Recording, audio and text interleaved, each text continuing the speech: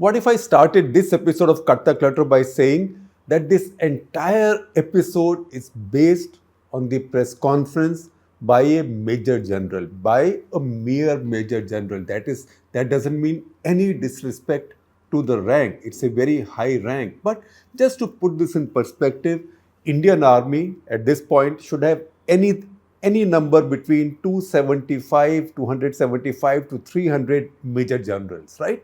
And as does any other major army.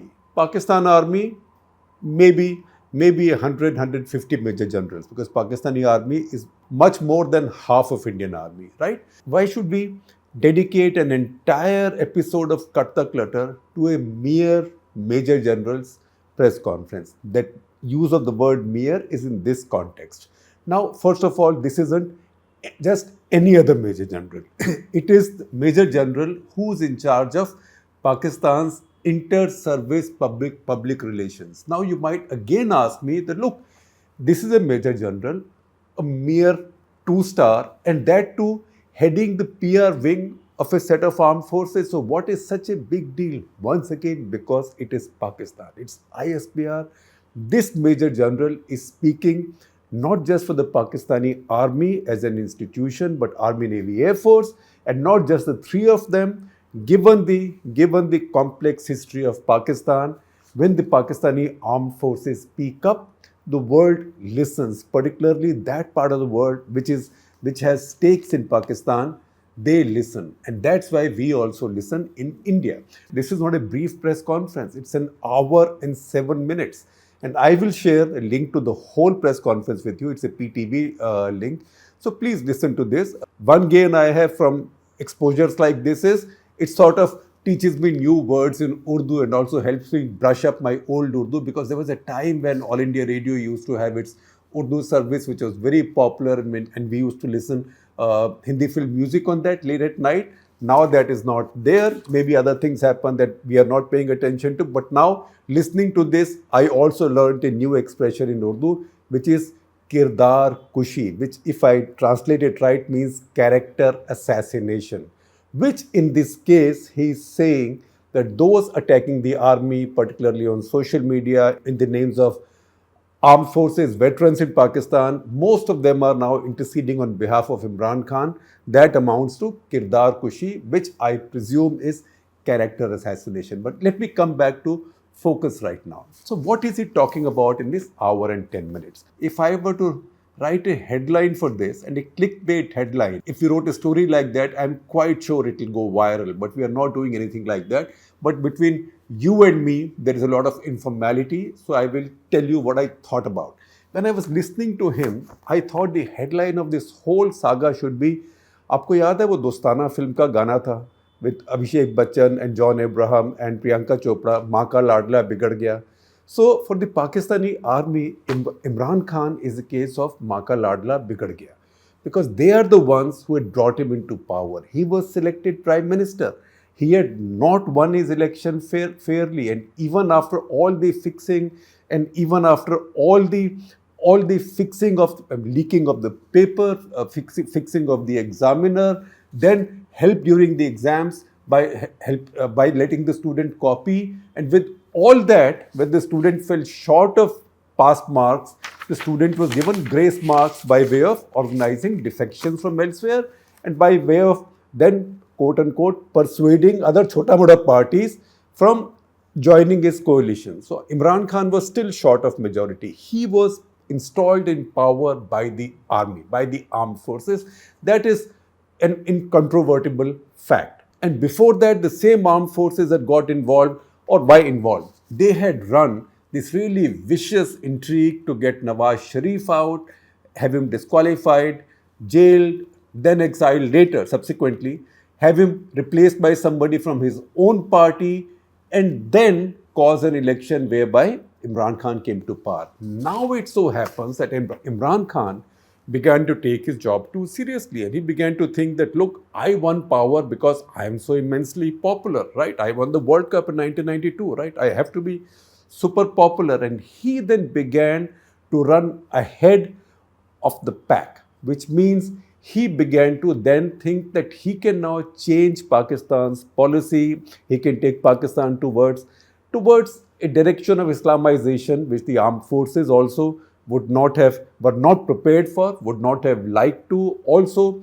make Pakistan completely hostile to the US, not at all normalize relations with India. Normalizing relations with India doesn't mean that everything should become hunky-dory. Normalizing means the usual regular tension remains. Some more trouble happens on LOC, but at least the two countries have ambassadors or high commissioners in each other's capitals.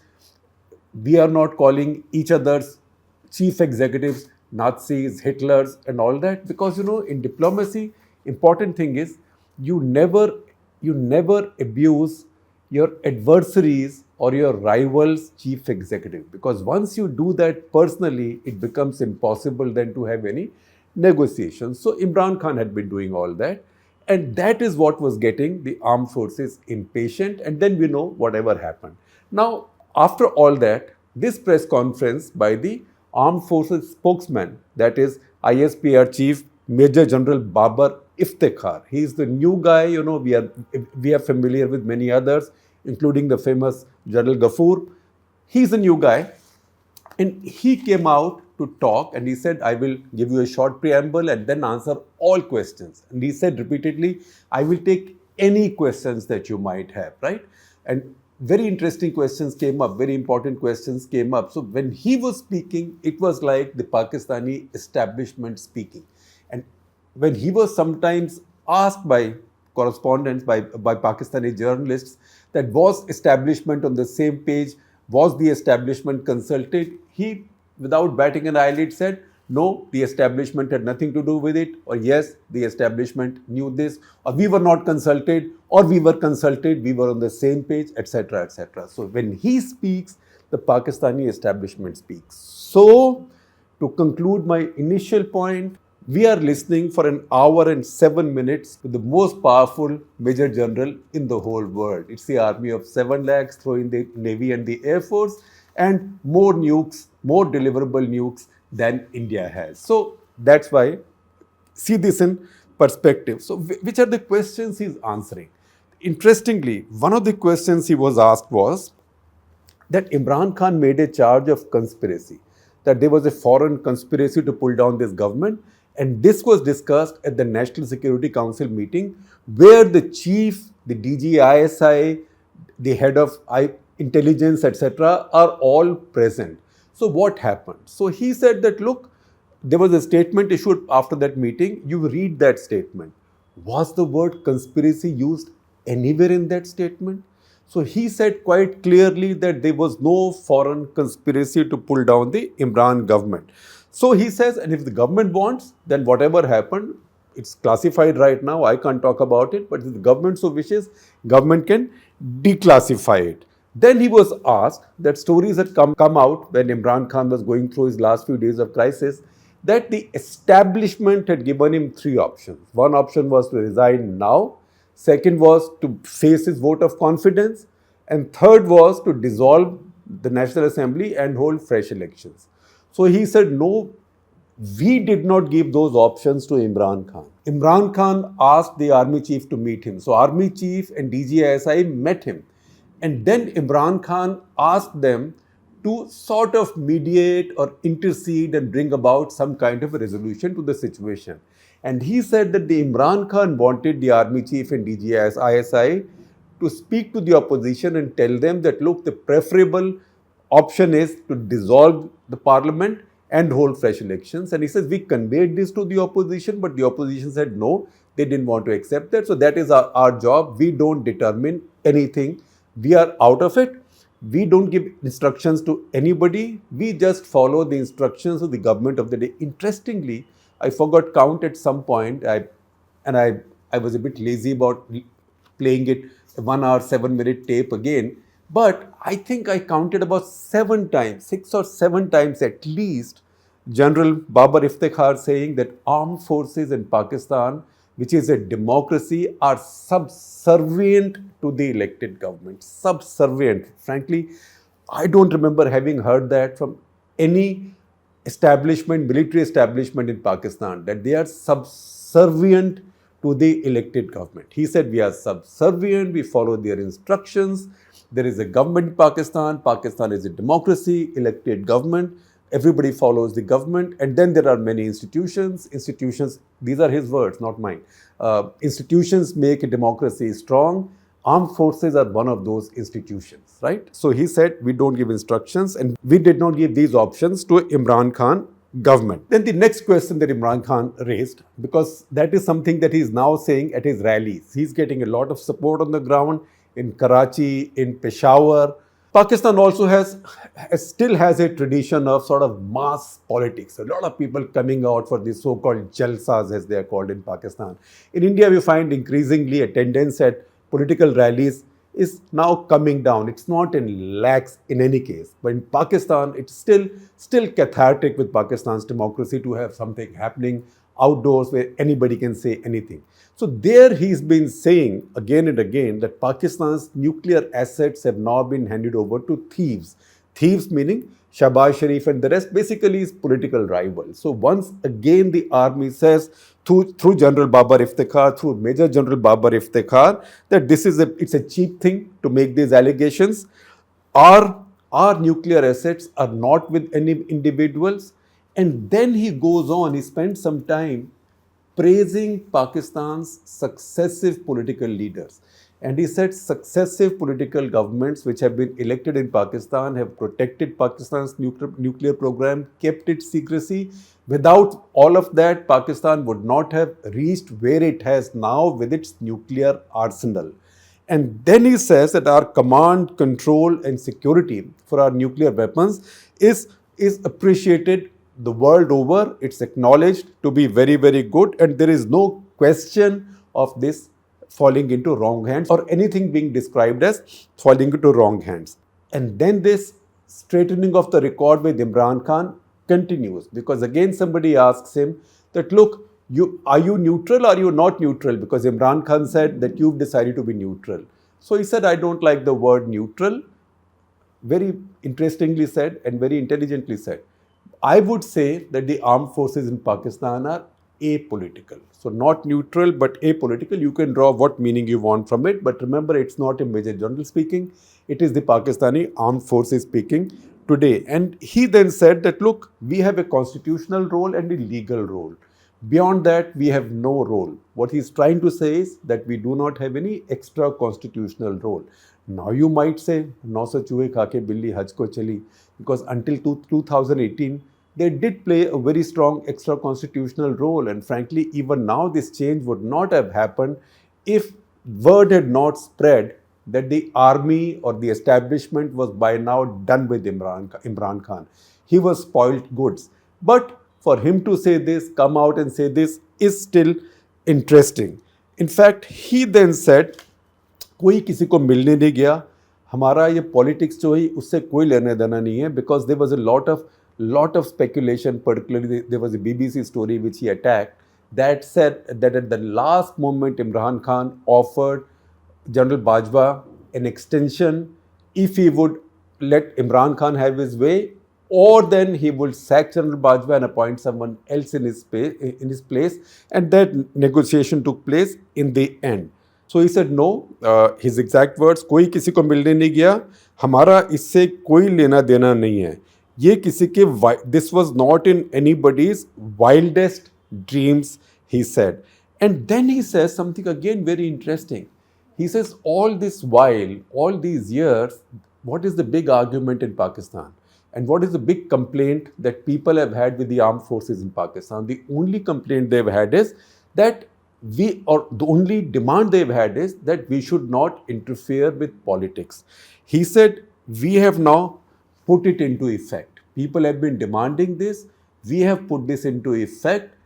His exact words, we have turned the corner, and it's our intention to carry on in that direction. Now, I know that there'll be a lot of skepticism. I'm also not endorsing it, but it's an interesting line coming out of the Pakistani establishment. Of course, tomorrow another chief can come or some other changes can take place, and all of this would look like just platitudes, right? But let's play the ball that is delivered to us for now. So this is the ball that is delivered to us. Then the question of Imran Khan going to Russia. because Imran Khan had said that I had consulted the armed forces, they were on board. So he said, yes, the armed forces were on board, and it was our view that he should go to Russia. And then he says something very interesting. He said, when he went to Russia, nobody knew that while he is in Russia, Putin would start, he didn't say Putin, Russia would start the attack on Ukraine.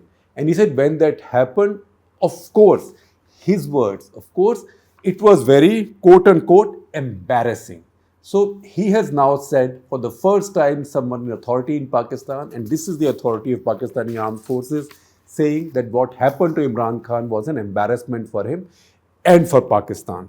Then again, Imran Khan's allegations that Americans had wanted bases in Pakistan, and he insinuated that the armed forces may have been inclined to agree, but he's the one who put his foot down. He says there's no question of it. Nobody asked for bases. Nobody ever sought any bases. And even if somebody had sought any basis, Imran Khan said that if anybody had sought, I would have said no. He said, so would we. So it's not as if we were on a different page from him, and nobody sought any air bases. And then he said, sort of so moto, he said, let me get one thing clear. People saying that army chief was doing it for extension, etc., etc. Now that's again something that I haven't heard in Pakistani military discourse or Pakistani military establishment political discourse, at least in my memory. He said the chief of army staff does not want an extension, will not accept an extension, will not take an extension no matter what.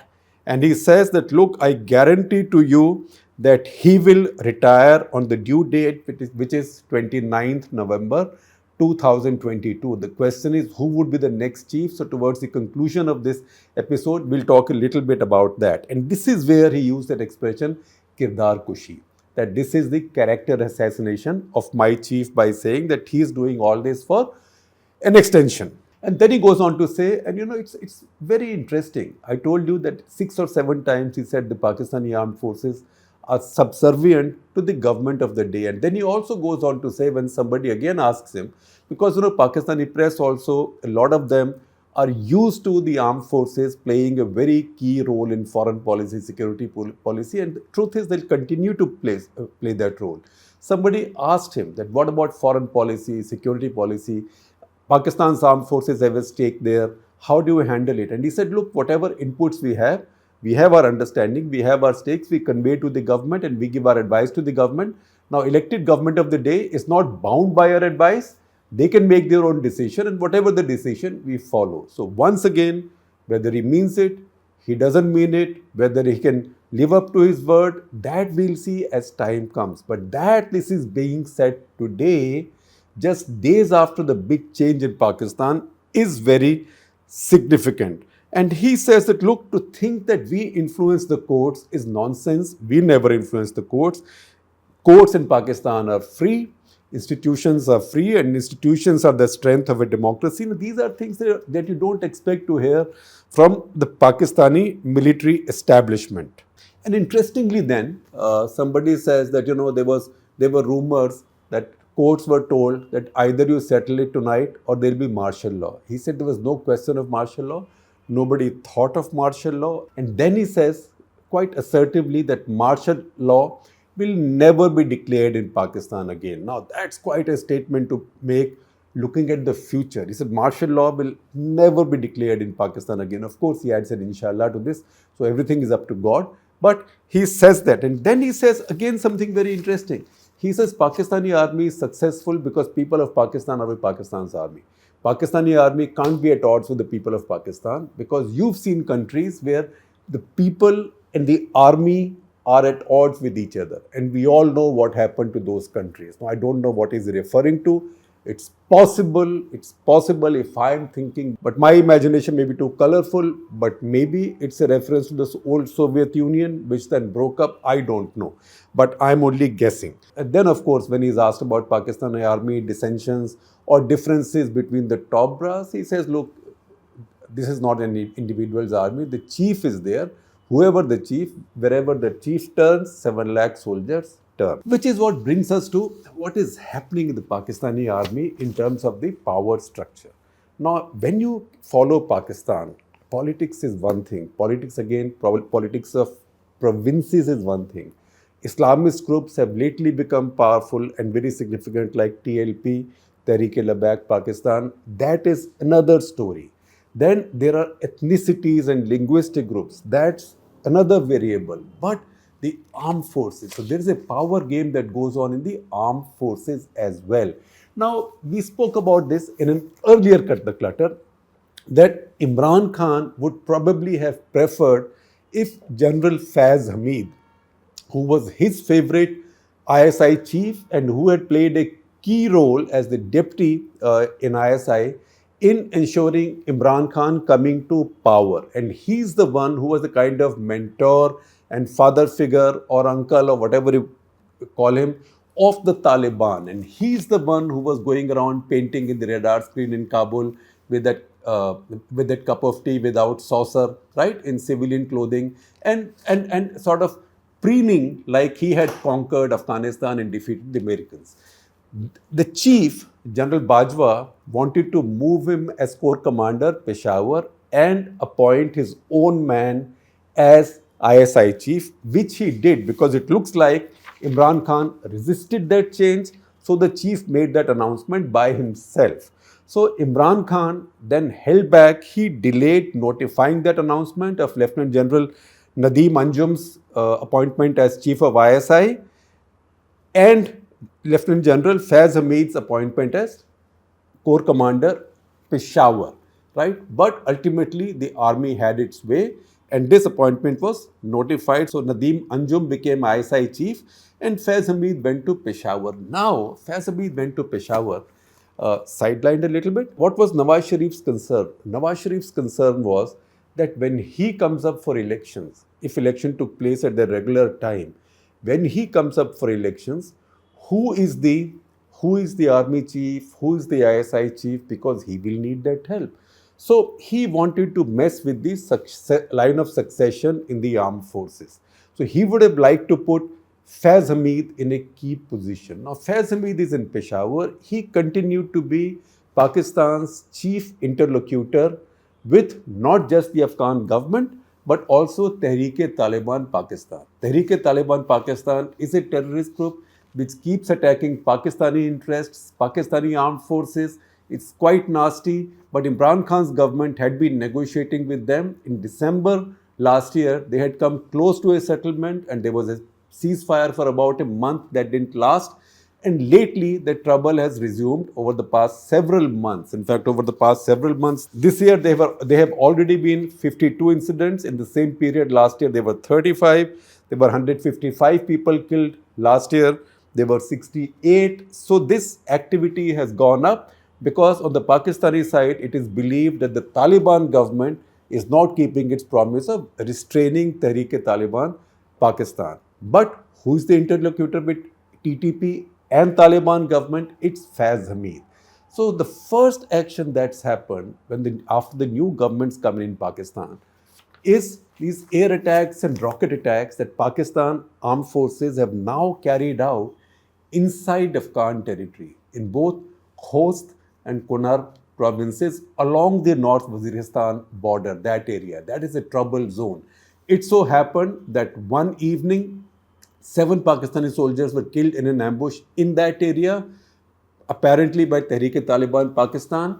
Next year, these raids were carried out, and usually when these raids are carried out, there is collateral damage. So Pakistanis who've been complaining all this while about American drone attacks causing collateral damage in their country, these attacks have left 7 civilians dead, 5 children and 2 women. That is something that the government of Afghanistan has said. Now, government of Afghanistan, which means India doesn't recognize the government, such as the government is, which is the Taliban rulers of Afghanistan have condemned this. Zabihullah Mujahid, who we are familiar with, the Taliban spokesman, he has condemned this in the strongest possible terms. He's also said this is a cruelty and it is paving the way for enmity between Afghanistan and Pakistan. We want Pakistan to respect Afghanistan's sovereignty. And then he goes on to say the Pakistani side should know that if a war starts, it will not be in the interest of any side. Now, that is not something that Pakistanis expect to hear from the Afghan Taliban, because they thought Afghan Taliban are their own people. But underlying this, as I see it, I also see a little bit of internal power play of the Pakistani army. Because if Lieutenant General Faiz Hamid, Peshawar Corps commander, is the main interlocutor with TTP and Afghan Taliban, his corps actually runs this entire border zone with Afghanistan, right? Most of it. For Quetta, there is another corps commander that's in Baluchistan. Bulk of this Khyber Pakhtunkhwa area, he commands. If from these attacks are carried out on TTP he's negotiating with, it looks like it's also a repudiation of him and his role. Now I'm making a little bit of speculation. It does look like that power play is on in the Pakistani top command also, and the powers that be now, that means the 3 out of the 4 top generals, including the chief, they have now decided that this fellow is not going to go any further because he's seen as somebody who had been politically aligned.